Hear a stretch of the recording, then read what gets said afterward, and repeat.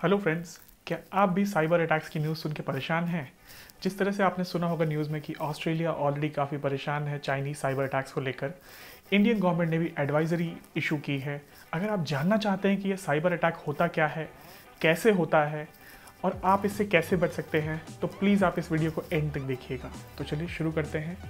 मेरा नाम है फरहान और आप देख रहे हैं लिव टू लर्न। सबसे पहले हम शुरू करते हैं साइबर अटैक होता क्या है। साइबर अटैक बेसिकली इंटरनेट के थ्रू हमारा आईटी इंफ्रास्ट्रक्चर होता है, चाहे एक कंट्री का सर्वर है रिलेटेड टू म्यूनिसिपल डेटा, जैसे आपका birth certificate data, death certificate data, आपके ट्रैफिक से रिलेटेड डेटा, ट्रैफिक चालान सिस्टम हो गया। इसी तरह से बहुत सारे आपके ऐसे सिस्टम्स होते हैं रिलेटेड टू आधार हो गया। जो साइबर अटैकर्स होते हैं, या ये कहा जाए कि जो साइबर क्रिमिनल्स हैं, तो ये साइबर अटैकर्स आपके डेटा को अफेक्ट करने के लिए आईटी के थ्रू वो रिमोटली किसी भी कंट्री में बैठे होंगे और दूसरे किसी कंट्री के सर्वर को बेसिकली वो हैक करने की कोशिश करते हैं। उसमें मॉलवेयर्स डालने की कोशिश करते हैं। मॉलवेयर क्या मतलब होता है, बेसिकली वो एक ऐसे स्प्यूरियस सॉफ्टवेयर्स को उसमें इंसर्ट करते हैं, ऐसे कोड्स को इंसर्ट करते हैं जिससे आपका डेटा जो है वो करप्ट हो जाए, वो डेटा अनयूजेबल हो जाता है, जिससे आपकी जो कंट्री है, जैसे बैंकिंग सिस्टम हो गया या आपका data related to birth, death और जो भी गवर्नमेंट डेटा हमारा सेव करती है हमारी कन्वीनियंस के लिए, बेसिकली वो उसको अफेक्ट करना चाहते हैं। सेकेंड है, जो सबसे कॉमन जो अटैक होता है वो होता है डीडॉस अटैक। तो बेसिकली उसमें क्या होता है कि आपके किसी भी सर्वर रिलेटेड टू बैंक या फिर किसी गवर्नमेंट सर्वर पे वो बेसिकली जो नॉर्मल जो ट्रैफिक होता है वो एक आर्टिफिशियल ट्रैफिक, जैसे कि मैंने एक रिक्वेस्ट भेजा सर्वर को फॉर माई डेटा, वो सर्वर वहाँ से रिस्पॉन्ड करता है मेरे डेटा के साथ में। बट साइबर अटैकर्स क्या करते हैं, ये बहुत सारे आर्टिफिशियल एक टाइम पर रिक्वेस्ट भेजते हैं उस सर्वर को और सर्वर को बिल्कुल जैम कर देते हैं। उसको इतने सारे अटैक्स लगातार भेजते रहते हैं कि वो सर्वर जो नॉर्मल सिटीजन है, जब वो उसको रीच करने की कोशिश करता है, उसको कोई जवाब नहीं आ पाता उस सर्वर से। इस तरह से वो सर्वर को या तो वो अनअवेलेबल बना देते हैं या फिर वो जो उस सर्वर में कुछ ऐसे कोड्स को इंसर्ट कर देते हैं जिससे कि वो डेटा जो है वो अनयूजेबल हो जाता है, वो करप्ट हो जाता है। तीसरे तरह का जो अटैक करते हैं वो होता है रैंसमवेयर। तो रैंसमवेयर अटैक में क्या होता है कि बेसिकली वो आपके जो सर्वर होता है या आपका जो डिवाइस है, आपका फ़ोन हो गया, आपका आईपैड हो गया, आईफोन हो गया, लैपटॉप हो गया या कोई किसी बिजनेस का सर्वर हो गया, वो बेसिकली उस सर्वर को हैक करते हैं, उसकी आइडेंटिटी थेफ्ट करते हैं और फिर वो उसके जो क्रेडेंशियल होते हैं वो उनके पास चले जाते हैं। वो उसमें अपने जो कोड्स होते हैं वो रन कर देते हैं, जिसकी वजह से जो एक्चुअल यूज़र है, जिसका वो डिवाइस है और जिसका वो डेटा है, वो उसको लॉगिन नहीं कर पाता है और उसका जो बहुत ही इंपॉर्टेंट डेटा होता है वो ऑलरेडी उस सर्वर के अंदर होता है, जिसको वो वापस लेने के लिए उनकी जो डिमांड्स होती हैं रिलेटेड टू मनी, मॉनेटरी जो उनकी डिमांड्स होती हैं वो पूरी करनी पड़ती है। उनको आपको उनके अकाउंट में पैसे भेजने पड़ेंगे, उसके बाद वो उनकी मर्ज़ी है कि आपको वो या तो पासवर्ड दे देंगे या फिर उसके बाद भी आपका डेटा जो है वो अनसेफ ही रहेगा, वो उसको डिलीट कर सकते हैं। तो इन सब के बीच as a citizen, because government तो ऑलरेडी वो प्रोविजंस ले रही है, जो उनके साइबर सिक्योरिटी एक्सपर्ट्स हैं या तो वो गवर्नमेंट रिलेटेड या फिर वो प्राइवेट सेक्टर से उनको सपोर्ट करते हैं, वो उनके जो भी इंफ्रास्ट्रक्चर है, जो उनके बड़े बड़े सर्वर्स हैं एक्चुअली जिसमें हमारा डेटा है, हमारे इंडियन लोगों का डेटा जिसमें रखा हुआ है, उसकी सिक्योरिटी के लिए गवर्नमेंट अपने प्रोविजंस कर रही है ऑलरेडी। और जो सबसे इम्पॉर्टेंट है, जो गवर्नमेंट ने हमको एडवाइस भी दिया है कि पर्सनली हमको बहुत अलर्ट रहना है अपने डेटा को लेके। सबसे पहला जो अटैक करने की कोशिश की जाती है वो होती है हमारे ईमेल्स के थ्रू, एसएमएस के थ्रू, व्हाट्सएप के थ्रू। सो इनमें क्या होता है कि वो अनवेरीफाइड कॉन्टैक्ट्स के थ्रू आपको मेल आते हैं, जिसके अंदर का जो कंटेंट होता है बेसिकली आपको या तो कुछ लुक्रेटिव सा दिखाता है कि आपने एक जैकपॉट जीत लिया है, या आपको कुछ ऐसा इन्फॉर्मेशन रिलेटेड टू कोविड आपको वहाँ पे दिखाएगा, उस पर आपको लिंक देगा कि प्लीज़ इस लिंक पे जाइए। अगर आप वहाँ क्लिक करेंगे, जैसे ही आप क्लिक करेंगे एक्चुअली वो कोई ऐसा कोड आपके सिस्टम में रन करा देगा या फिर डाउनलोड हो जाएगा जो आपके सिस्टम को करप्ट कर सकता है। आपका सारा डेटा डिलीट हो सकता है, आपकी आइडेंटिटी थेफ्ट हो सकती है, आपके बैंक अकाउंट के डिटेल, आपका जो सोशल मीडिया के प्रोफाइल्स है, वो सारी की सारी उनको एक्सपोज हो जाती है। तो इसको बोलते हैं phishing attack. Phishing attack generally जो मेजॉरिटी है वो मेल्स के थ्रू होता है। तो जब भी आप कोई मेल ओपन करें तो पहले आप ये देखिए कि किसी वेरीफाइड सोर्स से आया है या फिर कौन सी ईमेल आईडी है, वो कोई गलत आईडी तो नहीं है। अगर आपके बैंक से आ रही है तो HDFC बैंक है या वो HDBC बैंक है, वो आपको पहले चेक करना है, उसके बाद ही उसको ओपन करना है। ओपन करने के बाद भी अगर आपको लगता है ज़रूरत, अगर वो अटैचमेंट आपको कुछ गलत लग रहा है, जो इंटेंडेड, जो आपको नहीं आती है जनरली, अगर ऐसा कुछ है तो प्लीज़ इन दिनों में उसको बिल्कुल भी आप किसी भी चीज़ को ओपन ना करें। सेकंड है, आपको अगर सेफ रखना है तो सबसे पहले आपको अपने डिवाइसेस को आपको सेफ रखना पड़ेगा। आपको इंश्योर करना है कि जो आपके पासवर्ड्स हैं वो बहुत ही कॉमन नहीं होने चाहिए। सबसे पहले तो जो पासवर्ड की जो प्रॉब्लम होती है, हम जनरली अपने नेम्स रख लेते हैं, अपने डेट ऑफ बर्थ रख लेते हैं, जो कि बिल्कुल ही डेंजरस है। ये बहुत ही ईजिली गेस हो जाते हैं, ये बहुत ईजिली जो है कोई भी इसको गेस कर सकता है, ये बहुत ईजिली हैक भी हो जाते हैं।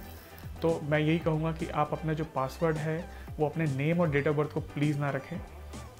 अपने पासवर्ड को हमेशा 2 से 3 महीने में चेंज करते रहें, चाहे वो बैंक अकाउंट हो, चाहे आपका सोशल मीडिया प्रोफाइल हो, चाहे वो आपका लैपटॉप हो, चाहे आपका राउटर हो। आपको अपने पासवर्ड को सेफ रखने के लिए उसको कॉन्टीन्यूसली चेंज करना है।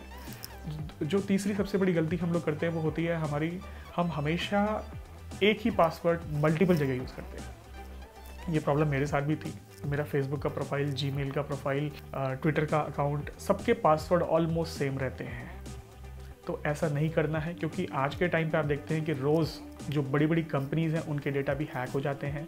आपका ईमेल आईडी, आपके यूज़र क्रेडेंशियल जो पासवर्ड होता है वो ईजिली वो उन लोगों के पास पहुंच जाएगा।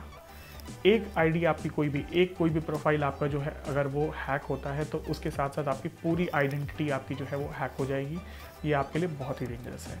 तो इंश्योर करिए कि आपके सारे पासवर्ड अलग अलग हों, और अगर आपको याद करने में दिक्कत आती है तो इसको कहीं आप ऑफलाइन सेव कर सकते हैं rather देन ऑनलाइन। जहाँ तक आपके पासवर्ड की स्ट्रेंथ की बात है तो आप जनरली इसको 10 to 15 कैरेक्टर्स रख सकते हैं। इससे बड़ा भी रखें तो कोई दिक्कत नहीं है, बट आप भूलें नहीं उसको। इसमें आपको सेकंड चीज़ जो ध्यान रखनी होगी वो ये है कि आपको जो पासवर्ड है वो अल्फ़ा न्यूमेरिक दोनों ही कैरेक्टर्स हों। इससे थोड़ा सा वो स्ट्रांग हो जाता है। प्लस आपको इंश्योर करना है कि उसमें आपके स्पेशल कैरेक्टर्स भी हों। स्पेशल कैरेक्टर्स का क्या मतलब है? Exclamatory mark, @ hash. तो इस तरह से आपका जो पासवर्ड है वो बहुत ही स्ट्रांग हो जाए। आजकल बहुत सारी एप्लीकेशंस में आपको मल्टी फैक्टर ऑथेंटिकेशन मिलता है। मल्टी फैक्टर ऑथेंटिकेशन क्या होता है? बेसिकली आपके पासवर्ड के अलावा वो आपसे किसी और मीन्स के थ्रू आपको वेरीफाई कराता है। जैसे कि कुछ आपके फेसबुक या जीमेल में मैंने देखे हैं कि आपके मोबाइल पे एक SMS कोड आएगा। अगर आपको पासवर्ड डालना है, फिर वो कोड डालेंगे तभी वो आपको एंटर करने देगा। आपके बहुत सारे बैंकिंग अकाउंट्स में भी ऐसे ही होता है। आपके पासवर्ड के साथ साथ आपको एक सेकंड लेवल का आपको सिक्योरिटी दी जाती है। आपको एक SMS कोड आता है, उसको डालने के बाद ही आप लॉगिन कर पाते हैं। तो जिस प्लेटफॉर्म्स पे, जिस सोशल मीडिया या जीमेल हो गया या आपका याहू मेल हो गया, इन सारी मेल आईडी में जहाँ आपको मल्टी फैक्टर ऑथेंटिकेशन का ऑप्शन मिलता है उसको ज़रूर इनेबल करें। ये आपकी सिक्योरिटी के लिए बहुत इंपॉर्टेंट है।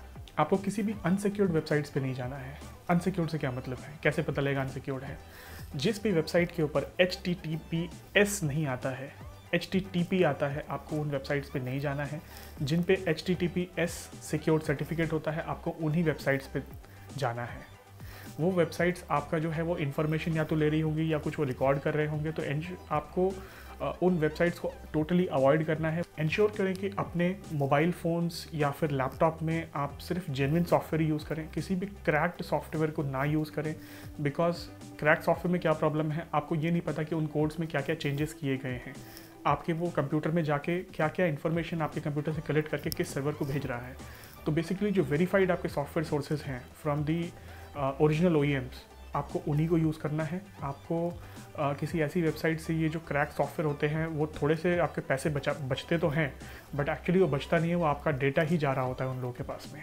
तो कोशिश करें कि आप बिल्कुल भी क्रैक सॉफ्टवेयर से दूर रहें। मैंने जनरली देखा है कि एंड्रॉयड मोबाइल फ़ोन्स के अंदर भी ऑप्शन होता है कि अननोन एप्लीकेशंस को इंस्टॉल कर सकते हैं। आप किसी से APK लेते हैं, उसको इंस्टॉल कर लेते हैं, बट उन APKs में जो आपके गूगल प्ले स्टोर से आप जो डाउनलोड करते हैं उनकी पूरी कोड्स की चेकिंग करता है गूगल। बट ये जो अलग से आप जो APK डाल लेते हैं इसमें कोई भी चेक नहीं होता है। ये आपका डेटा, इनको सब कुछ एक्सपोज्ड होता है। ये जो चाहे वो कर सकते हैं आपके डेटा के साथ। आपके डिवाइस का कंट्रोल जो है वो इन लोगों के पास चला जाता है। तो अवॉइड करिए ऐसी APKs को जो कि अनवेरीफाइड सोर्सेज से आती हैं। तो फ्रेंड्स, अगर हम ये सारे पॉइंट्स को अगर हम इंश्योर करें तो हम अपने आप को काफ़ी हद तक इन साइबर अटैक से सेफ रख सकते हैं, अपनी कंट्री को सेफ रख सकते हैं। इंश्योर करें कि हम अपने प्रोफाइल्स, हम अपने हार्डवेयर पे ये सारी चीज़ें इम्प्लीमेंट करें, और इंश्योर करें कि हम ज़्यादा से ज़्यादा लोगों के साथ इस वीडियो को शेयर करें जिससे उनका भी बेनिफिट हो। अगर आपको मेरा काम पसंद आता है तो प्लीज़ लाइक करिए और मेरे चैनल को सब्सक्राइब करिए। Thank you.